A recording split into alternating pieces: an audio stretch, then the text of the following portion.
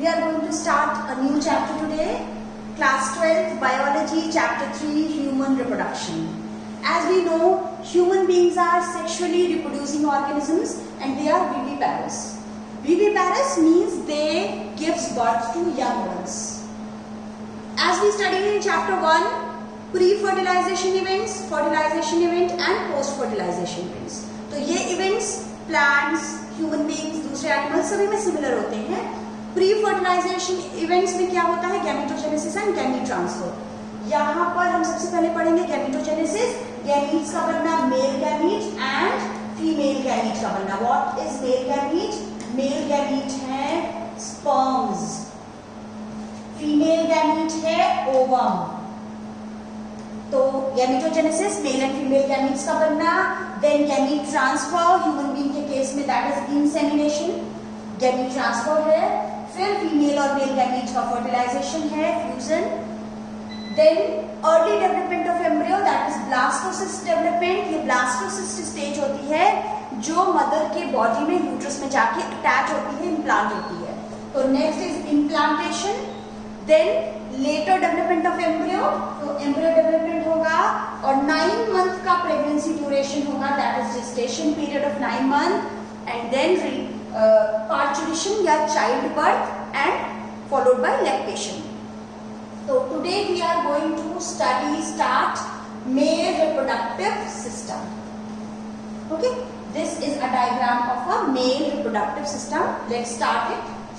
We will study in detail male reproductive system में क्या होता है. आप 10th क्लास में पढ़ चुके हो. मेल रिप्रोडक्टिव सिस्टम में 1 पेयर ऑफ टेस्टिस होते हैं. कितने टेस्टिस होते हैं? 2 टेस्टिस हैं या 1 पेयर ऑफ टेस्टिस होते हैं.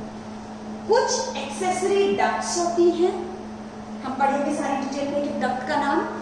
कुछ एक्सेसरी ग्लैंड्स होती हैं और एक्सटर्नल जेनिटलिया है. तो 1 पेयर ऑफ टेस्टिस है, ये प्राइमरी सेक्सुअल ऑर्गन है टेस्टिस. बाकी के सेकेंडरी ऑर्गन है. क्यों ये प्राइमरी सेक्सुअल ऑर्गन है? क्योंकि यही वो ऑर्गन है जो मेल गैमीट स्पर्म्स को प्रोड्यूस करेगा. तो 1 पेयर ऑफ टेस्टिस, कुछ डक्ट्स हैं, कुछ ग्लैंड्स हैं और external genitalia penis. This is the diagram. अब हम बात करते हैं टेस्टिस की. टेस्टिस एक ओवल शेप का स्ट्रक्चर है जो 4 to 5 सेंटीमीटर लंबा और 2 to 3 सेंटीमीटर विड्थ होती है, चौड़ा होता है. अब टेस्टिस एक डेंस कवरिंग से कवर्ड होता है. टेस्टिस सबसे इंपॉर्टेंट बात, होते कहाँ हैं? टेस्टिस प्रेजेंट होते हैं outside the abdominal cavity in a sac like structure called scrotum. Very very important. Testis body के बाहर स्क्रोटम सैक में प्रेजेंट होते हैं. क्यों? क्योंकि स्क्रोटम मेंटेन कर सकता है 2 to 2.5 degree lower temperature than the normal body temperature. हमारी बॉडी का मिनिमम टेम्परेचर 37 डिग्री सेंटीग्रेड होता है.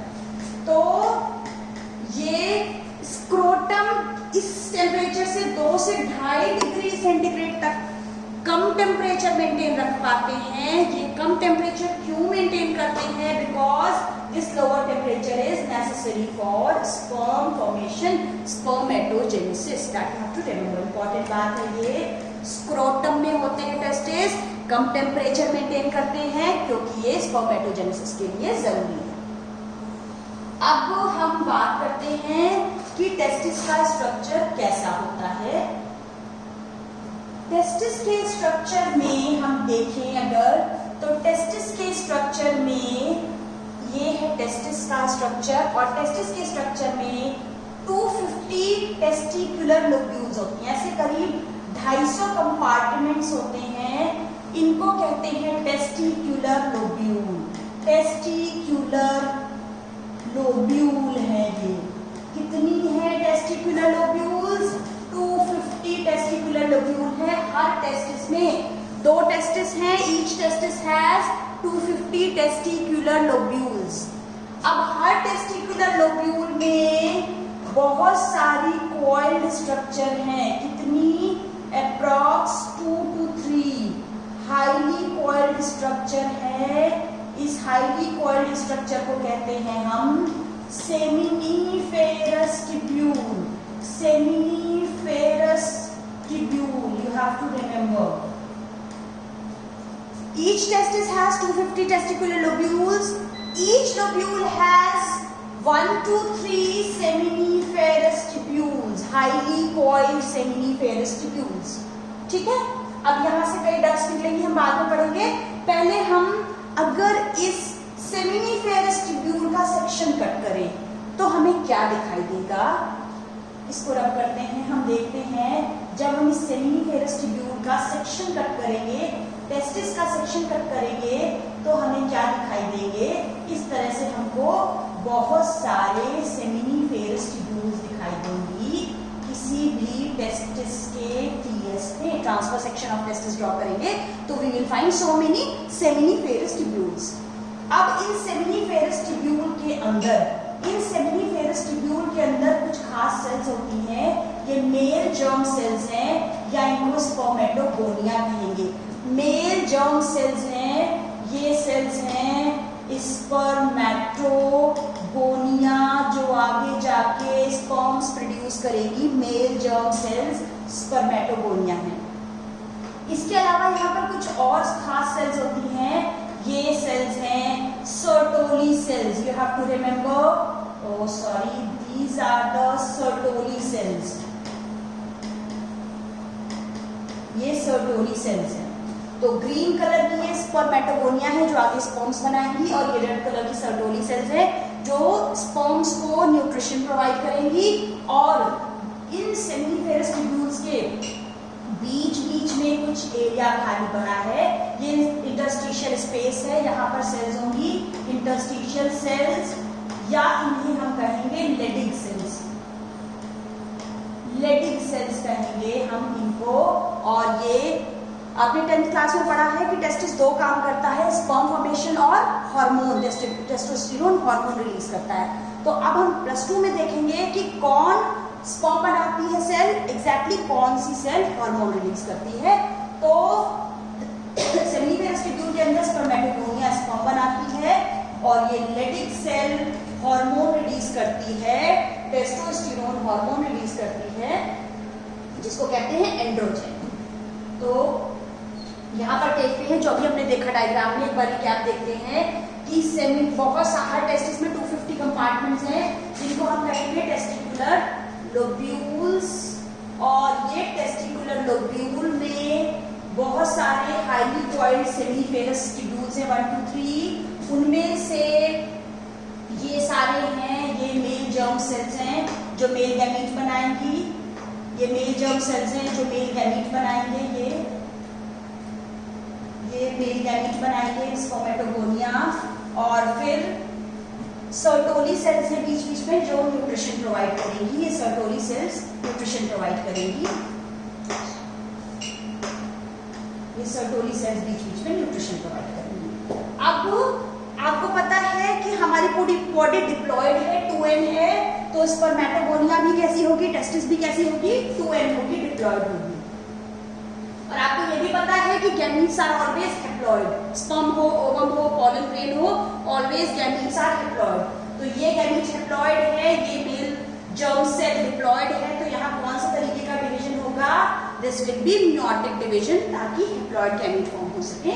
तो और ये रेड कलर के सर्टोली सेल्स हैं जो डेवलपिंग स्पर्म्स को न्यूट्रिशन प्रोवाइड करेंगी. और बीच में इंटरस्टिशियल स्पेस में यहाँ पर लेडिग सेल्स हैं जो हार्मोन रिलीज करेंगे. This is very important. Hope you have understood. Now ये है एक आपके प्रैक्टिकल में स्लाइड बहुत इंपॉर्टेंट है स्पॉटिंग के लिए. कई बार एग्जामिनर्स का फेवरेट क्वेश्चन हो जाता है टीएस ऑफ टेस्टिस की स्लाइड. जब आप माइक्रोस्कोप में ऑब्जर्व करोगे टीएस ऑफ टेस्टिस की स्लाइड तो आपको ऐसा ही दिखाई देगा. कैसा दिखाई देगा कि ये हैं कई सारी seminiferous tubules. These are all seminiferous tubules. ये आपका माइक्रोस्कोपिक व्यू है और यहाँ पे जितना एरिया है उसमें आपको ढेर सारी सेमिनिफेरस ट्यूब्यूल्स दिखाई दे रही हैं. और यहाँ आपको क्लियर दिखाई नहीं दे रहा, पर अंदर you will find some cells. और ये स्पर्म है. कई सेल्स के बाद ये स्पर्म बनेगा. छोटा छोटा सा स्ट्रक्चर यहाँ पर होगी. तो जब आप माइक्रोस्कोप में देखोगे तो आपको ऐसी ही काफी सिमिलर स्ट्रक्चर दिखाई देगी. This is TS of testis showing so many seminiferous tubules. अंदर होंगी स्पर्मेटोगोनिया सर्टोरी सेल्स और बाहर है लेडिक सेल्स। तो अब हम देखते हैं टेस्टिस हमने देख लिया, टेस्टिस के बाद था एक्सेसरी ग्लैंड्स। क्या क्या एक्सेसरी डक्ट्स है, सॉरी एक्सेसरी डक्ट्स देखते हैं। 4 डक्ट्स हैं। सबसे पहले ये टेस्टिस के अंदर compartment testicular lobules, seminiferous tubules, और यहाँ पर ये है रेटे टेस्टिस, ये है रेटे टेस्टिस, ठीक है। सभी सेमिनिफेरस ट्यूब्यूल में से स्पर्म्स को कैरी करके ले जा रहा है रेटे टेस्टिस। इसके बाद ये है वासा इफरेंशिया ट्यूब्स दिखाई दे रही हैं आपको, दीज आर वासा इफरेंशिया। उसके बाद ये है यहाँ पर एपिडिडाइमस, ये पूरा है एपिडिडाइमस, ओके।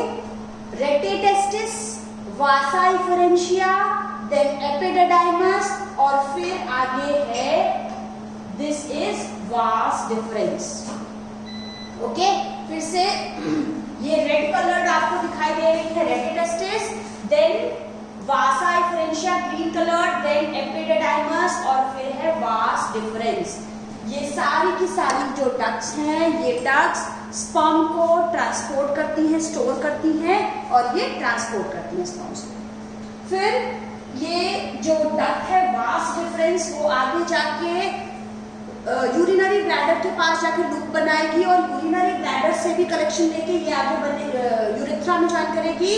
वहां पर यूरेथ्रा में क्या क्या चीजें आएंगी, a duct from glands, a duct from these sperms testes, और डक्ट फ्रॉम यूरिनरी ब्लैडर। तो this urethra is a common pipe, it is called urinogenital tract. Why? Because it carries both urine as well as sperms. तो ये urethra होती है ejaculatory duct, जो glands में से, seminal vesicles में से भी लेती है सेक्रेशन कलेक्शन। अब है मेल एक्सेसरी ग्लैंड्स।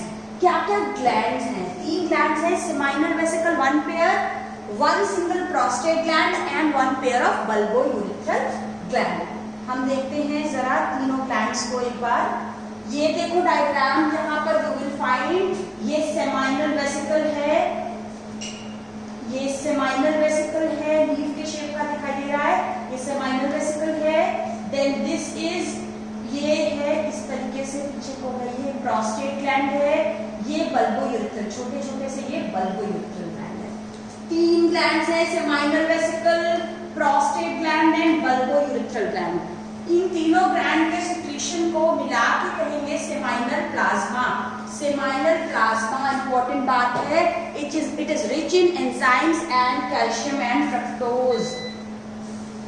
तीनों ग्लैंड्स के सिक्रीशन को मिला के कहेंगे seminal plasma, which is rich in some enzymes, calcium and fructose. ये पूछा गया है, इंपॉर्टेंट क्वेश्चन है। इसके बाद बल्बो यूरेथ्रल ग्लैंड का सिक्रीशन है जो पेनिस को लुब्रिकेट करता है। Last is external genitalia. Male में penis is the external genitalia, जो पेनिस स्पेशल टिश्यूज का बना होता है, जो इंसेमिनेशन के टाइम पे पेनिस के इरेक्शन में हेल्प करता है। और एनलार्ज्ड एंड ऑफ पेनिस को हम कहते हैं ग्लैंस पेनिस, और इसके ऊपर एक लूज फोल्ड होती है स्किन की कवरिंग, जिसे फोर स्किन कहते हैं। तो this is all about male reproductive system. Thank you.